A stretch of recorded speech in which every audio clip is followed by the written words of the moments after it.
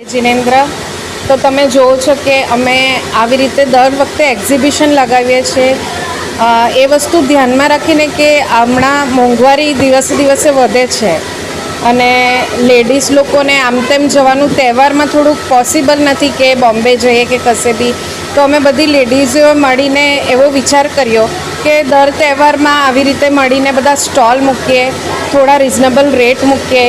જેથી કરીને બધી લેડીઝોને પણ કશે આમ તેમ જવું નહીં પડે અને એમના તહેવાર પણ સચવાઈ જાય અને એ રીતે અમે બધા મળીને અમારો પણ પોતાનો બિઝનેસ કરી લઈએ અને દર વખતે જ્યારે પણ તહેવાર આવે બે ત્રણ મહિને આવી રીતે અમે એક્ઝિબિશન લગાવીએ છીએ અને બધાને આ રીતે હેલ્પ મળે છે. કોઈ બિઝનેસ કરવા માંગતું હોય તો પણ અને જે લેડીઝોએ ખરીદી કરવી પડે એને પણ આ રીતે મદદ મળી જાય છે.